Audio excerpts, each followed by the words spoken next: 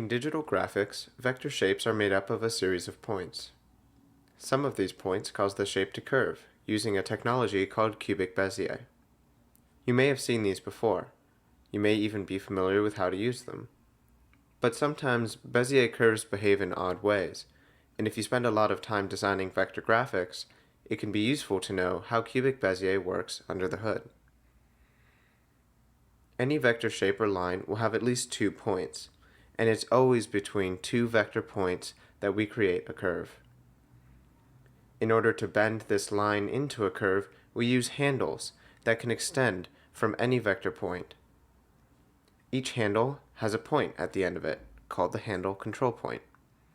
As these handles extend farther away, they seem to magnetically pull the line outward into a curve. Our line will now curve like this. This is the final result.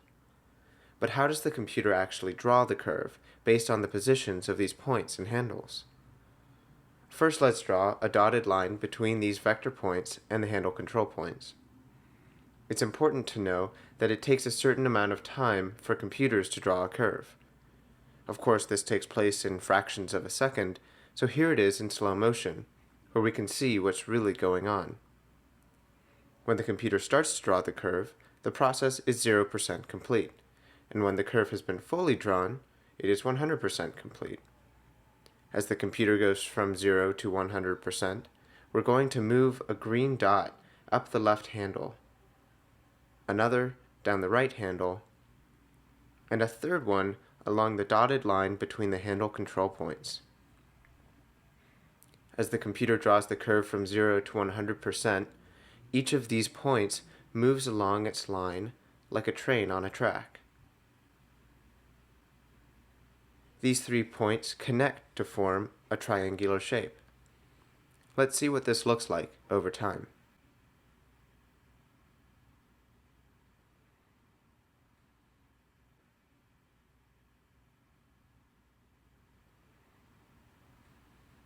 The triangle is essential to drawing a cubic Bezier curve, although we actually need one more guideline before we can draw it.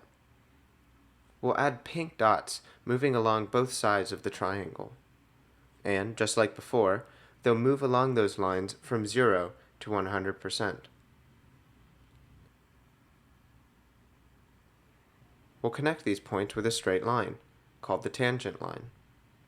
Let's see what this looks like over time.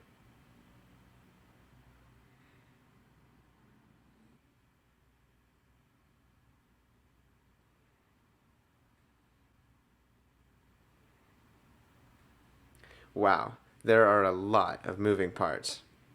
Take a deep breath, we're almost done. Imagine that your computer has a virtual pencil, which we'll represent with a pink circle. Drawing the curve is actually pretty simple. The virtual pencil moves from one side of the tangent line to the other.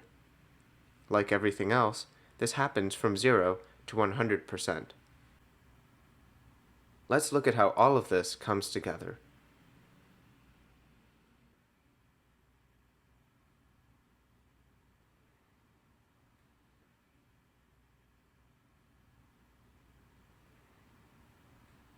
And one more time.